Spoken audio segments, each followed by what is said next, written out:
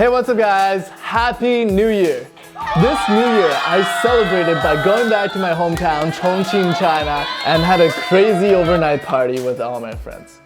But now it's the beginning of January, and you know what that means. We have to go back to school. And with that, you probably have a list of New Year's resolutions you want to achieve this year. But tell me if this is you. Every single year, you have this huge list of things you want to change in your life, change about yourself, or the habits you want to add. But after a week or two, it just starts fading away and you kind of forget about it, or you just give up completely because you cannot stick to all those things you listed on your New Year's resolutions. So the problem with that is because you're trying to change too much at once. That's why your New Year's resolutions are not sticking. So today I want to bring you 10 micro habits. These are small, tiny little actions you can implement right now into your life that requires very minimal effort. But these actions are eventually going to build up to a huge transformational change in your life and eventually achieve those New Year's resolutions you have for yourself. Oh my God, that's amazing! So now let's jump into the 10 micro habits that I've collected from Harvard students while interviewing them and following their day on the Campus Crawl series. So the first micro habit is to drink more water. Water helps you feel more energetic, it helps you feel alive. I drink about 5 liters of water every single day. Drinking more water also allows your body to cleanse itself, meaning that you are gonna get rid of all the toxins you have inside of your system, making you be able to think more clearly. We all know that saying, you gotta drink 8 glasses of water a day, but many of us don't even drink 3 or 4 glasses of water. And right after I drank that, I felt an instant burst of energy. I don't know if you can tell through my video, but I feel more alive, more energetic, more awake. And unlike energy drinks or coffee, you don't feel the crash. So that's why this habit has totally changed my life. Whenever you feel thirsty, drink water. The second micro habit is to limit your social media usage. I know this is a hard struggle for all of us. I used to wake up with my phone by my side and watch YouTube videos for like an hour. And it really ruins your productivity for the rest of the day. And that's not even to mention how distracting social media is while you do your work. And let me give you a simple tip you can just implement and forget about. No way! That's so easy! Nowadays, all iPhones and maybe even some Android phones have a feature called Screen Time. And this feature tracks all your app usage throughout the day. And you can set app limits. So meaning, after you reach a certain time limit, I set my social media usage to around 25 minutes a day. It will notify you and it will automatically force you to stop using the app. Although there's ways to very easily bypass this, I think having that reminder is almost enough for you to think, oh, maybe I should put my phone down for a little bit. So after implementing this change, I went from around 7 hours of screen time per day to now around averaging 2 to 3 hours. So cutting down my phone usage by half. Alright, number 3 is something I'm a huge believer in and something that I've been doing for maybe 4 or 5 years now. It is planning your day either in the morning or the night before, which whenever you prefer. You don't know how much I believe in this because it really just simplifies your mind when you write down everything you need to do and write down when you will do it the next day. There's a thing called decision fatigue. That's when you make a decision, it tires you out. And having a plan set in place helps you limit your decisions, meaning you'll be less tired throughout the day because you already know you're gonna do this and this and this and this and this, right? You just follow the steps. Out of all the Ivy League students, I think almost all of them do this. And even the famous John Fish on YouTube does this too.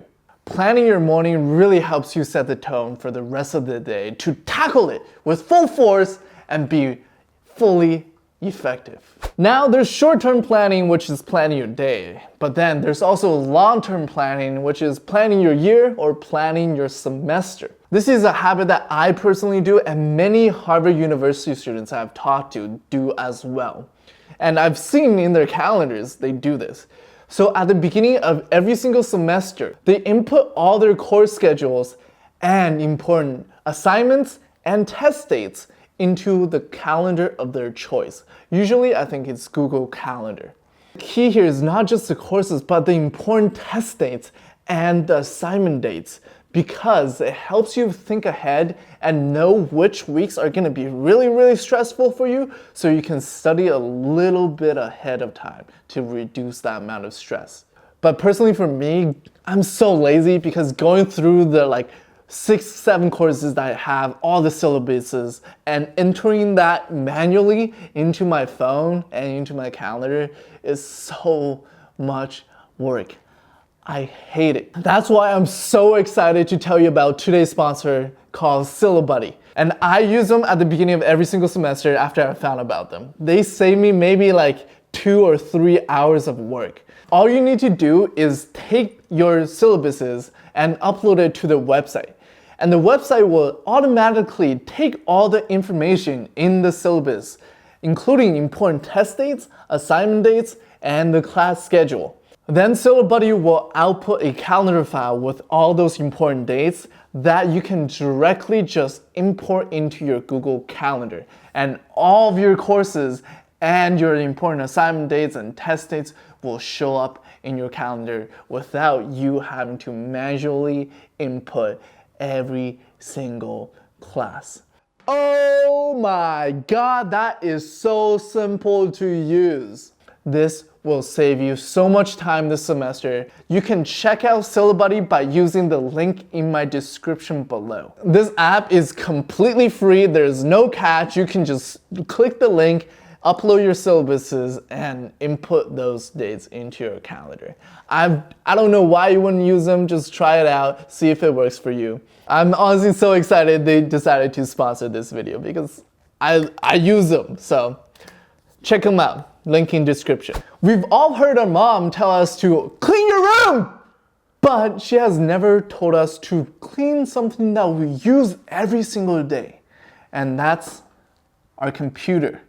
This next Harvard University micro habit is to clean your desktop once a week. So when my friend Andy, who graduated from Harvard, he showed me his Dropbox folder, and let me tell you, it is organized so clean. Imagine the Harvard library, but in a digital folder form. It's organized alphabetically, organized, it's so easy to find things, and there's no loose files anywhere.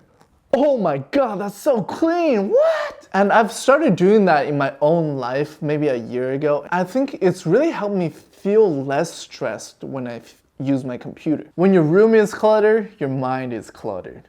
When your desktop is cluttered, your mind is cluttered too. Same concept.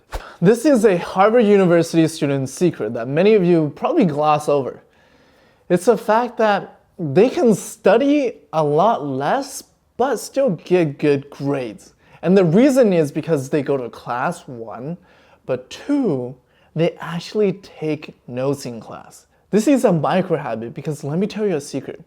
You don't need to take great notes for your notes to be effective. And the reason is because research has shown that simply the act of writing things down helps you with your memory, because you're feeling 2 types of connections at once. 1 is a physical sense and 2 is your mental. So literally just the act of writing things down can help you get better grades. But if you actually want to learn how to take great notes that you can actually look back on and study from, you can check out my note-taking video up there, right there. This next one is a heavy one because it is working out, or just going to the gym or exercising. You don't have to be one of those guys. You don't actually need to go to the gym every single day. I know that's a New Year's resolution for a lot of you, but the way you make that a micro habit is simply by committing to a very small amount of time, maybe like 5 minutes each day, and that can build up over time. Every morning when I wake up, I do two things. One, I immediately play a motivational track, kind of like those motivational speeches. And two, I roll lazily off my bed and do push-ups. I started with 5 push-ups, which is very simple for me. And then I increased by 1 push-up a day. And by the end of the month, I was doing 35 push-ups every single morning. Thinking about doing 35 push-ups every single morning when you wake up, it might be a little daunting right now, but when you think about doing maybe just 1 or maybe just 5 push-ups, it doesn't seem as hard. So the secret is really to start small, build up, and eventually you'll be like One Punch Man.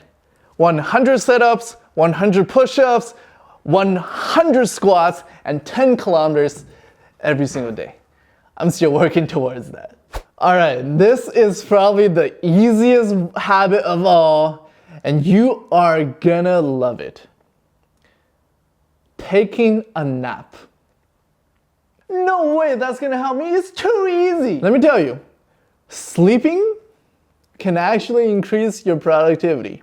So this Harvard University micro habit is to take one small nap throughout the day, maybe in the afternoon of the day. That's when you are usually the most tired, around like 2 to 3 p.m. But the important caveat here is that it has to be small, within a 30-minute time span. So usually I nap around 18 minutes, 20 minutes. And you gotta wake up, because if you don't wake up, you're gonna feel really tired, and at night you can't really sleep because you already slept a lot during the afternoon. I really love the feeling of a nap because afterwards it feels like I just hit refresh on my whole system. I'm ready to tackle all the tasks I have to do for the rest of the day. This next one sounds a little bit weird, but it's something I've noticed by hanging around with all these Harvard University students. It's the fact that they dig really deep into anything that they're researching or interested in. When they're focusing on that, they're like completely obsessed about it. So they research everything around it. And that's why they outperform other people. It's because they know more and they've done more, they've researched more. So if you dig deeper, just one layer below what you think is necessary, you are gonna see the same benefits in your life creeping in. And you might find treasure, who knows? This is a habit that's actually gonna change your life. It's called reading. It's something that we don't do anymore because there's YouTube, there's Netflix, there's social media. We think that is enough, but there's nothing that really compares to a physical book. And let me tell you why books are so different, and you learn so much more from books than from maybe watching a YouTube video. It's because people spend years and years, and sometimes their whole lifetime, writing a single book, whereas a video is produced within maximum a week, sometimes a couple of days. So the amount of depth you get in a video does not compare to a book. Reading a book is kind of daunting because it's so thick and you have to focus for so long. So the micro habit version of that is to read 1 page a day, and maybe you can increase by another page every other day. So you're reading 1 page, and then 2 page, and then 3 pages, right? That way it's not too slow where it takes you a whole year to read a single book. And Harvard University students really love reading. I mean, look at John Fish, he reads a book a day, and I really started reading only the first year of university, and since then I've read over like 200 books. That's around 50 to 60 books a year. If you follow this, I really think it's gonna totally transform you as a person like it did for me. So this video is my New Year's gift to you. And you can give me a New Year's gift by smashing that like button and that subscribe button down below, because it really helps me out with the YouTube algorithm.